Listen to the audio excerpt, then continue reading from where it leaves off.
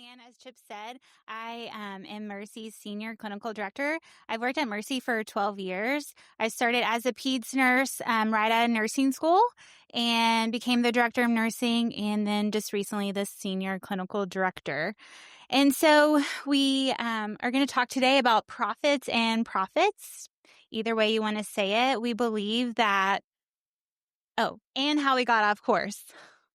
So as you can imagine, that's hard to do in any type of health center, especially a Christian-based health center. So we're gonna talk about how we, as a health center, got off course. But we believe that you can do both. You can make some money and serve patients and have a mission, a Christian mission in a health center at a Christian-based health center. So a little bit about Mercy. Mercy has been around for 25 years. It started as a Christian clinic, just serving inner city pediatric patients, and then grew to serving adult patients, peds patients, psych, and counseling. And yeah, that's our history wall. It's actually a wall that goes way down the hallway. So when you're there, you can come read, and it'll take you probably half a day to read it. We prayed in the mornings. We would get together, all the clinical staff in the mornings, and pray and have this time when we are a little bit smaller to pray and start our day out with Jesus, which is super important. Along the way, we grew rapidly. Mercy was growing really fast and serving a lot of patients, and our providers, I can only move in like this space. And I like to move. So this is going to be fun. Our providers at the time really were focused on the mission, and we were having some productivity issues, meaning our provider staff was spending a lot of time with the patients, which we all love to do. We want to do that. However, when you're seeing maybe 5 or 6 patients a day, that you can imagine that's probably not also financially great for the organization either. And so we started having some tension between our leadership team and our providers. There was a lot of like, you need to see a few more patients in the day. And they're like, no, what about the mission? And you're like, we can do both. And so it just caused a lot of issues between the providers and our leaders. And so Mercy found itself in this transition phase. At the end of 2019, our CMO at the time had stepped down, and we were in some other leadership changes. That's when I became the director of nursing. Then we switched to new EMR. A thing called COVID hit, and we were just the providers we were seeing still a few patients in the midst of a pandemic, and we ended up hiring a new CMO that was very much focused on making a profit, seeing more patients, and really not necessarily focus on the mission, got to see more patients through that. So the CMO implemented a new pay scale for our providers.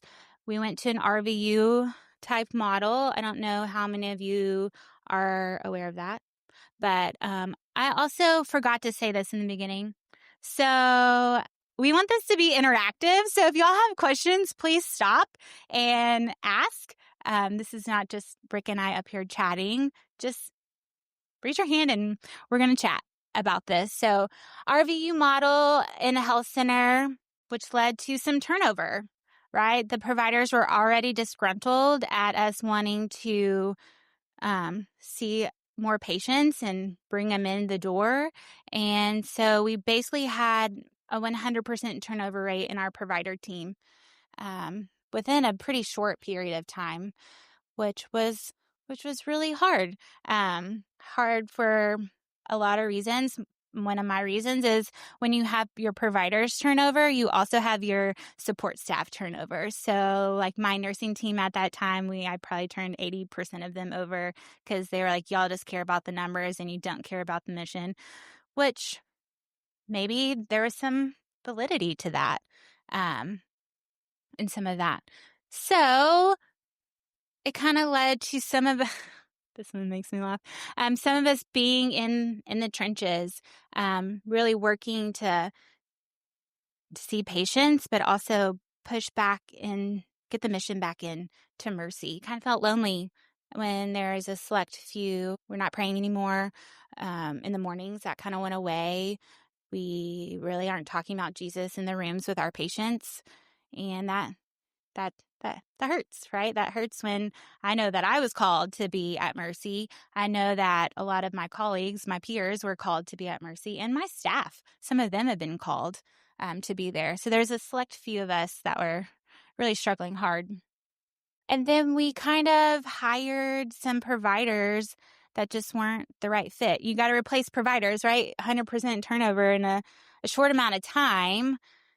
You want to replace them. And so I remember having some of these conversations in the interviews, and it was very much, how many patients can you see a day? And it's like, I'm sitting there like, can we talk about Jesus too? Can we talk about God in the interview? Because you can do both. You can see a lot of patients and, man, still love on them like Christ loves us.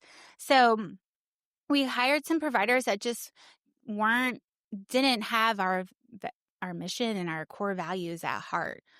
And because we hired out of desperation, and our CMO at the time, just remember, he was very much productivity based and didn't really care about the mission all that much.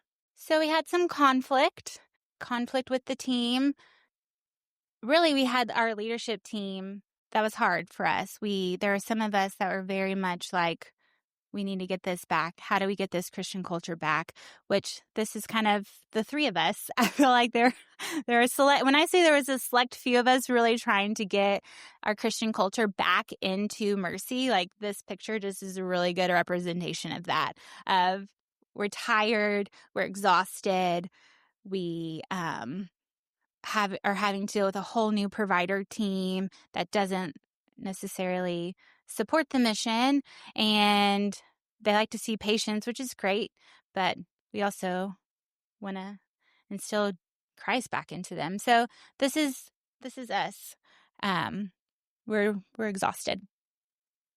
Oh, and funny thing is, we went on with that for a couple of years, I would say, and then everything changed for us. So we moved into our beautiful new building, which is beautiful, and then we got a new lab partner, and we got a new phone system, and we had all new teams, and then if y'all are in the FQHC world, we had an OSV at this time. And then we also switched EMR systems, and all those things that I just listed happened in about 4 months. I was trying to calculate maybe less than 4 months time period. So that was, I'm going to say it was fun. It was not fun. It was not fun at all, is switching everything at the same time. And so our CMO resigns, and that was an answer to prayer, a lot of answers to prayer for certain people. And that ended up being a really great thing for Mercy, which you'll hear about. So at that time, we're in this huge, big transition, right? And our CMO resigned. So we have this key leadership position open. And our CEO, Cindy, recognize that we're at this crossroads. Do we continue down the path that we're going, which is really not a Christian culture and takes away our whole mission? If you read our mission statement, it is to share the love of Jesus to everyone and support their families and provide excellent health care. Like, we got that part, but like all the other part, man, we were really struggling with that. And she knew that. She knew that we were at a crossroads, and do we go down the path? What path are we about to take?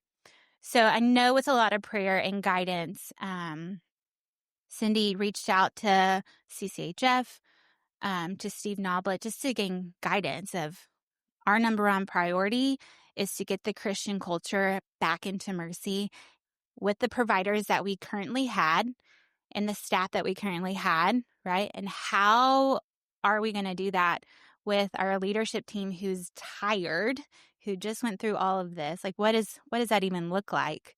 And so lots of prayer, lots of guidance between all of us. And so many blessings happened in 2024.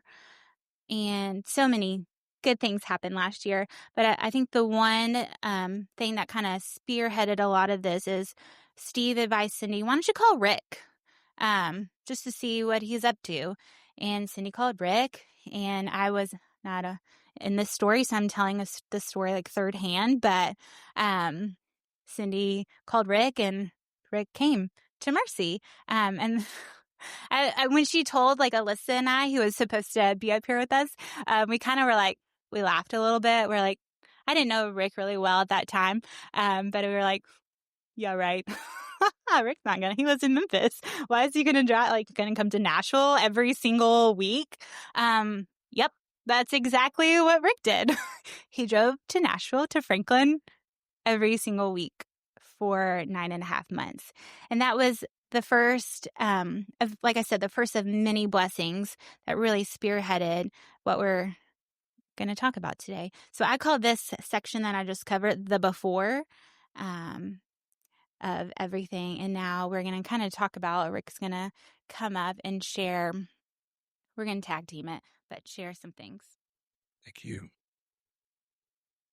All right, a couple of clarifications. Steve Noblet's daughter, Alyssa Nance, is a central part of the story, and she was going to be one of our presenters, but as Steve went home, she elected wisely to go also to help her mom. So she was one of those 3 people in the foxhole that you saw. Okay. And I didn't drive to Nashville every week for 9.5 months. I drove to Nashville every week for 6 months. I promised to work there for 3 months, and they lied to me about how long it was going to be. And the second half of the year, I went every other week. And I went because there was a really smart leader who made the decision to call Steve and to try to seek help. And there really was a core group of solid, committed, beat down people who were in some ways almost approaching the brink of despair, the absence of hope. And I just have to believe in this room, you wouldn't have come here to this talk if there weren't some people who've been in similar places. So I see Dr. Martell in the back doing a little of this. And yeah, there's a nod up here. Can I see 2 nods? Can I see 3 nods? Just summarizing what you heard, like a Christian clinic with a really great beginning and a lot of committed people. But this thing that happens where you grow fast and there are financial pressures and there's pressure to make decisions in different directions. And the slide of the trenches, like culture gets entrenched quickly and it's entrenched. It's hard to change. And so leadership, and again, I'm shouting out to this leader, Alyssa and others. Leadership is crucial if you're going to be able to navigate those areas. And so I think that's all I wanted to say at that point. Let's go. Here's what we did. And again, I got hired not primarily to try to get a clinic back to financial efficiency, but to reinstitute Christian culture in the place. So although I think like the scale that we saw earlier is a false dichotomy. It's in logic what's called the fallacy of the excluded middle. It is not either you're productive and see lots of patients and make money, or you love your patients and you share Jesus with them and you care for them and do spiritual care. Over the years, I've said this for a long time. In my experience, decades, some of the most productive providers in our Christian health centers are also the most spiritually effective people. So you can have both. And so I came with an agenda that was largely formed from my previous experiences. That's what we all do. I came wanting to use data and to inspire. And I was a beneficiary of things that had happened to me through CCHF at that point. Rob Warner is here at Lawndale.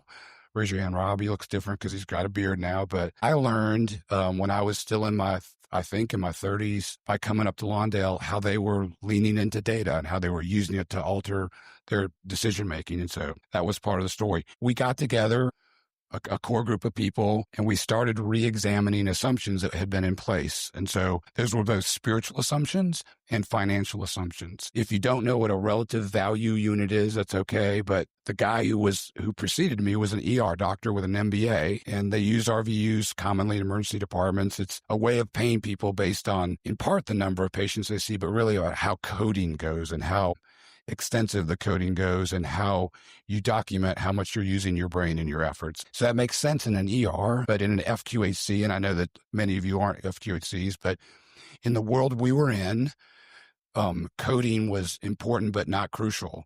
It was about 12 to 14% Medicare, for instance, and a significant amount of commercial insurance in that clinic. But what we needed at Mercy was to get Medicaid patients seen, because in the upside down world of FQHCs, that is your best payer. And that's the heart of the people you're trying to serve anyway. And that's how you get enough extra money to cover the uninsured people who come to your door too. One of the assumptions that we made was about how we were reimbursing physicians and mid-level providers. And as Beth Ann said, this is a fairly complicated health center. There's internal medicine and adult medicine and peds, bunch of psychiatric nurse practitioners, a psychiatrist at the time, and a extensive counseling ministry that included school-based counseling in the community in low-income schools. So a complicated case. One of the assumptions we questioned was about the payment system. I learned, again, I want to give credit to people like Lance Luttrell and Rob Warner for myself, but I learned using data can be helpful. And whatever the silly thing you say, like the numbers don't lie. The ball might lie in basketball, but the numbers don't lie. And one of the first things that I propose that we do is to begin to be transparent about the productivity. What we had happening at Mercy is happening at some of your health centers. There are providers who think that it is rational to see 5 to 7 patients a day or something like that. I mean, it is rational to do that if you have the means of supporting that. But in most of our health centers, that won't work, particularly if those providers expect to get paid a significant amount of money. So in any case, the first thing that we did in Memphis and the first thing that we did in Franklin was we began to report every day via email to everyone how many patients were seen at the 2 sites that Mercy operates on every given day. There was weeping and gnashing of teeth. So this isn't a rhetorical question. Why do you think people were opposed to that? What do you think? I'm about to show you the 3 or 4 main arguments about why we shouldn't have done that from the providers. What do you think those answers? I thought this was a Christian clinic, micromanaging me. I don't like accountability. They didn't say that, but yeah. What do you think other answers might be? So that's a really insightful. Yeah, my patients are different or harder. I don't know if you heard that. Hey, and there's some truth to some of these things. 60% of my patients speak another language than me, and I have to use an interpreter, for instance, or I provide HIV care, and these are complicated patients. There's always lots of rational things to say. This is a version of it. I thought this was a Christian clinic. Like, if you're forcing me to get in and out of these rooms faster, I won't be able to provide spiritual care, and that's why I came here. And then getting a little darker, my colleagues are going to take the easy patients and get paid more, and I'm going to get paid less for being a good doctor or nurse practitioner or PA. Can you think of any others? I can't remember if I have any more. There's some truth to all of these, right? Or maybe there's not. I don't know. All right, so this is what it looks like. And again, we developed this in Memphis, but we developed it in the shadow of Lawndale. The first time I met Rob, they brought me up there and he showed me a database he was using to track TB treatment. Do you remember that? Yeah. So I'm going to get you a little closer up. At the top, this is the things that we were demonstrating that we measured, and we're happy to share this with anybody who wants it. But the number of visits of the day, the number that were budgeted in order to make us break even or be slightly profitable, the percentage of those that showed up. Expected means we had a no-show rate at that time, depending on the line of business, that was somewhere between 17 and 20%. So what I mean by that is if we're going to get the number we want, we have to schedule an additional 17 to 20% patients to get there. The number of no-shows, the percentage of visits that were seen by their primary care provider, new patients, and Medicaid, which for the FQHC world is an important fact. And then lastly, the provider's very favorite number, the number of charts that they hadn't finished and completed. So this is a very typical report from when we began to put this out. And in the bigger version, again, which we're happy to share with you, you can see that we broke it down. It was broken down by all of the different clinical divisions. And then again, we had another site that would be on a second page that I don't have for you. So that was the first thing we did. Our goal always was to move people along the bell curve. And so without getting into too much detail, we sat down and we figured out what our blended revenue was from all of those different, for peds and adult medicine. And I'm just, for the simplicity of the communication I want to give you, I want you to imagine that, and those of you who are not in FQHCs may be astounded at this. If you blend together that which we get paid for our Medicaid patients and commercial and patients, uninsured patients, which is very little in Medicare, let's say for the purposes of this discussion, we make $150 a visit. So if I can convince our providers to move down the bell curve to where they see a couple more visits, that's $300 additional a day for that work. And we sat down with the CFO after looking carefully at our historical numbers, and we elected that we could, for the purposes of discussion, give 1/3 of that money, or $50, to the provider if they exceeded the expectations that we had for them. So let me try to illustrate it another way. Mercy is a 4-day-a-week full-time job, which if you're working your providers 5 days a week, I would urge you to reconsider that. But this work is hard and difficult, and all of the CFOs in the room are screaming at me now, but 4 days a week at Mercy. So let's imagine that you're a family practice provider, nurse practitioner, PA, or physician. We expect you to see 15 patients 4 days a week. So I'm not great with math, but that should be 60 people a week. And a pay period is 2 weeks. So 120 visits in 2 weeks would be meeting the criteria, the goal that we have for people. If they saw one additional patient every day, on average, they would have 8 more patients times $50. And that paycheck, that immediate paycheck, would be $400 bigger than otherwise. Does that make sense? Okay. And I didn't mention this when we discussed this in the leadership summit earlier, but these are the carrots. We also had a stick. You understand what that means, right? Okay. And honestly, in retrospect, I wish we hadn't had a stick, because we've implemented this now in multiple places and you almost never have to use it. But the stick was, if you go an entire quarter, 3 months, and you are less than 90% of that goal, you have a 10% pay cut until you reach back up to at least 90%. 90% of 15 patients. So what is that? You guys will figure it out.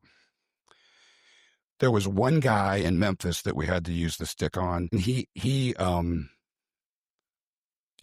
I don't have time to tell you how amazing that was, but like, the nurses would want to throw themselves on their swords because he would stay in rooms for 45 minutes at a time. And I think, honestly, sometimes their patients were like, hey, doc, I got to go.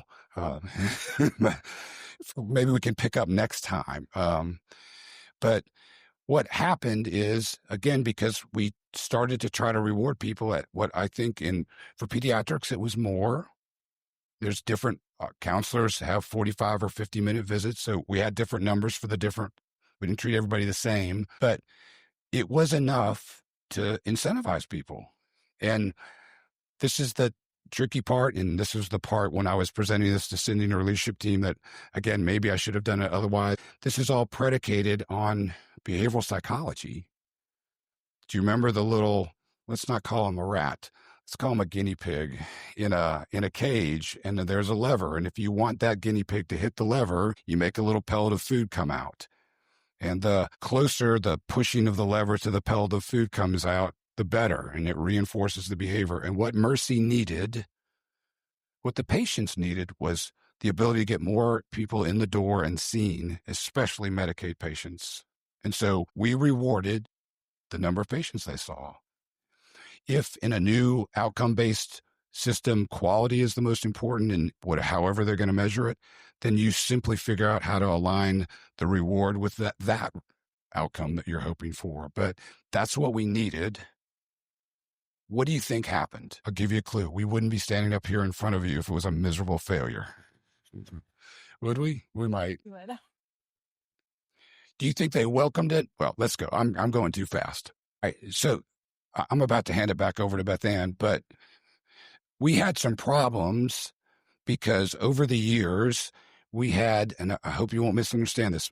I'm saying this, I assume most of you know this. I am a provider. I have been a provider. I see patients, all patients, for 25 years. So if it sounds like I'm, an administrator now instead of a provider, but we had allowed the providers to manage their schedules and make demands so much that it was actually impossible the way we were scheduling to meet the goals that we were shooting for. If I ask you to see 15 patients and I know your no-show rate is 20%, I've got to schedule 17, 18 or more patients. And we had templates that the providers were controlling that wouldn't allow us to put that many spots in a day. You just couldn't do it. So part of what we had to do, and this is the thing that providers hate probably more than anything else, is we had to remove some of the autonomy they had over their schedule and what they were doing. So we had to explain to them why it was potentially in their benefit and certainly the benefit of the patients in the clinic to do that. So I think I'm going to hand off here again. Good. Right. So what Rick just said, we had to redo some templates, some schedules, and we took that away from the providers, did some math, and shout out to our operations team, Alyssa and Cheyenne, who got the opportunity to figure all of this out of how are we going to schedule patients and what does that look like. And so here's an example of a template that we used. And the good thing is our operations team met with every single provider individually, and they did have autonomy in this with the expectations written out beside it of how much they were supposed to schedule, right? So here's an open schedule, and then on the left side is the goal of patients with the no-show rate, and then we're going to do 18, and then they got to put wherever they wanted a physical, they could put it. Wherever they wanted a walk-in patient or those today, tomorrow slots, there any visits, and then we gave them, like some providers, this one, 7 provider-approved slots where if they want to see a patient in that slot, they can, and if they don't, they don't, because, those patients call in, I need to come in today because I need my medication refilled. I'm out. So those are those slots, or they didn't have to use it. So we gave the providers some autonomy in figuring out where do you want everything and where does that go. So here's another example of a filled out schedule of one of the providers and of where he likes his slots, where the provider approved slots go, physicals, all of that. So again, if you have interest in actually seeing those documents or others like them, I'm speaking for Cindy. I hope that's okay, that Mercy's happy to share those with you. So all of that's financial stuff, and I want to tell you more about the spiritual stuff. So I think you heard the history, and again, this may be something familiar to your own institutions. I was the 3rd CMO who'd been there in 4 years' time.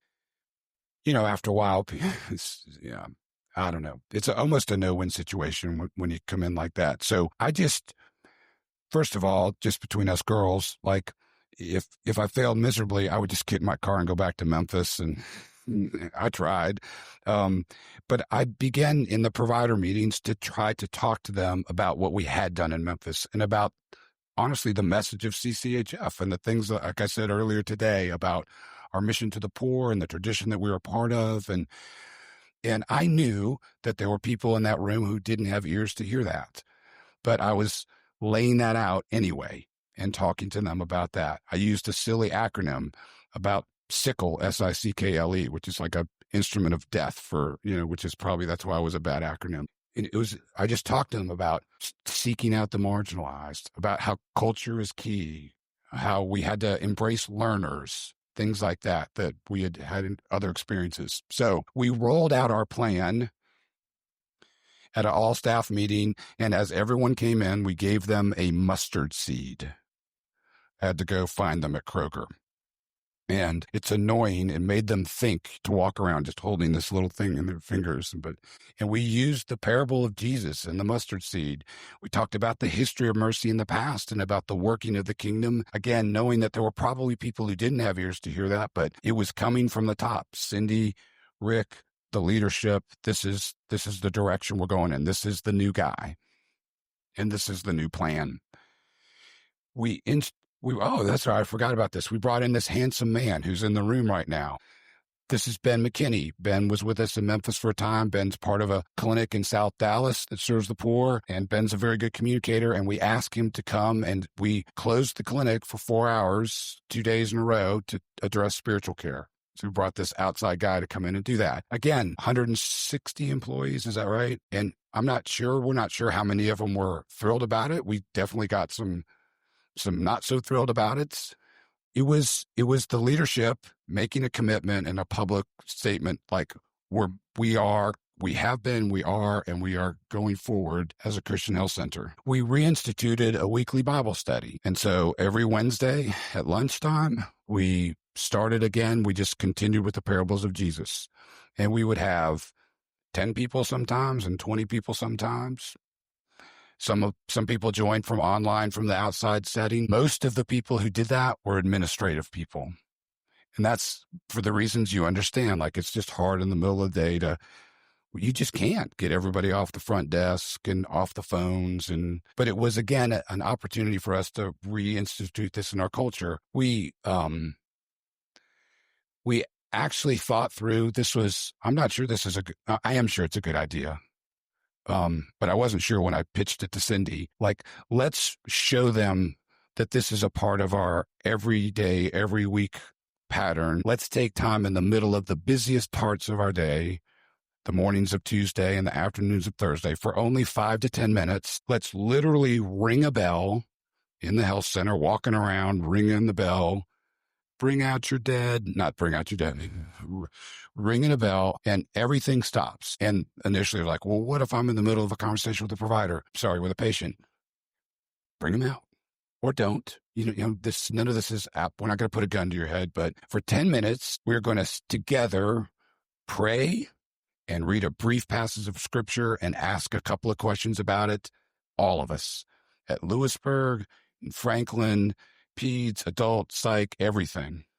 Like, we're going to take time twice a week as a liturgical rhythm for Mercy Community Healthcare to embrace its Christian meanings. I think this is the directions that we gave our leaders.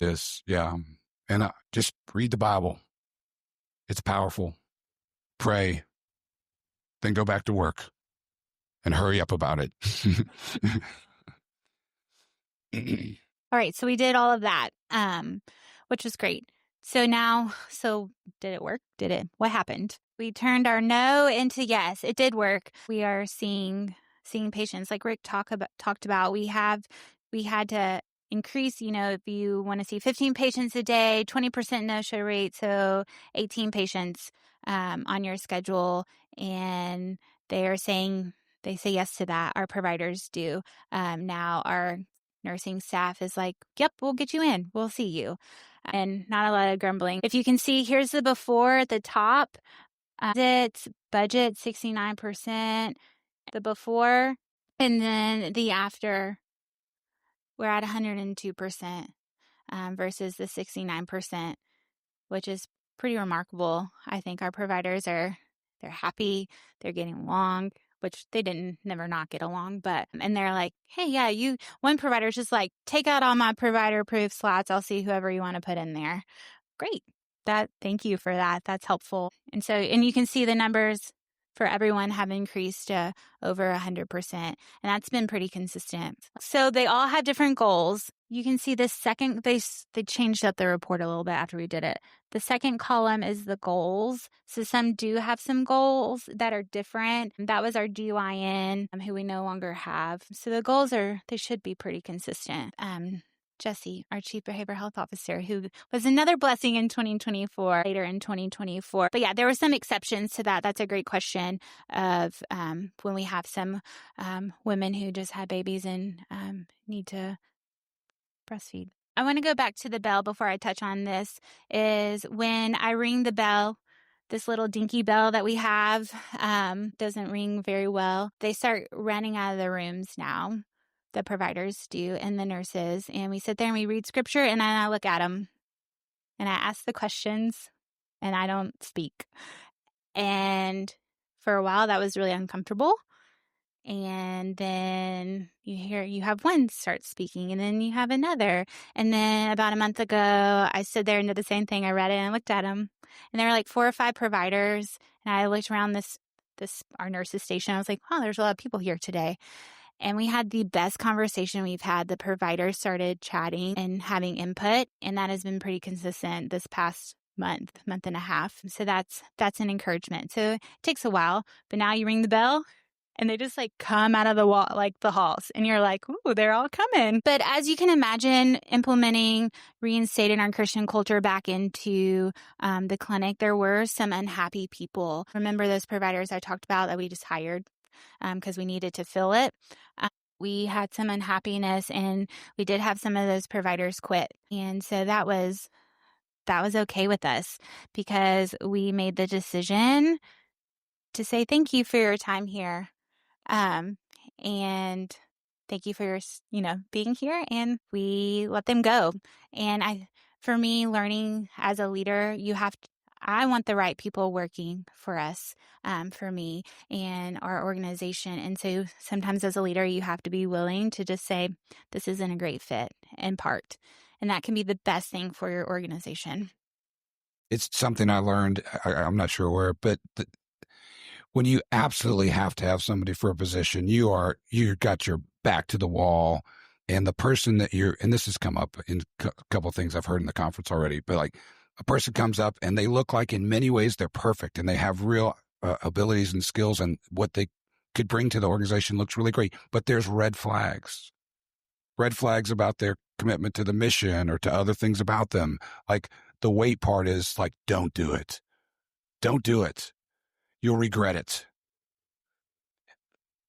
That's the wait part. The don't wait part is if you've got somebody and you've really done your very best to help them and they are persistently not a good match, and you've had your you've talked and counseled, and like, don't wait. Even if it's going to kill you. And then we hired some really great fits. In the past year, we've hired some really just solid people that we did wait on and pray through and let the people who weren't great fits leave, and waited on these really solid people to come in to our clinic who were mission-minded, who understood it and understood what we did every single day. We are not perfect.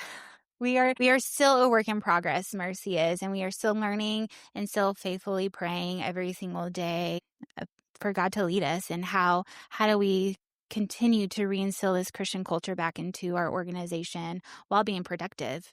And so that's something we are still working on. And so I think it's really great to have these conversations because we learn so much and go back to our health center, I know, and talk through like, I learned this, we should do that, right? And that's one great benefit of CCHF is we go through hard things together, and we can really learn from each other. All right, we have a few minutes for questions. Yes, I'm glad you asked that. So she asked, moving from 8 to 16 patients today, so support staff, how do you get them motivated to also do that? Great question, because that's who I work with, is support staff, and not just providers. For me, you have to be very intentional with them. So we did a lot of meetings explaining the why behind why we were doing this. Rick got up many times and just explained our payment model, which was important. People didn't understand that. And then I got up and had individual meetings with our nursing team, and our front desk, our operations team had meetings with them. And we just explained the why. Here's why. We want to see more patients and serve them more. And you get them on board. You have to do it the right way, but having that, just being open and honest with them is what I've learned, and being very intentional and pulling them in and saying, here's what we're doing, here's why. And then being out there with them when we implemented this. I was out there for a week or two figuring out what was working, what wasn't working, and we changed some things with workflow and stuff to help.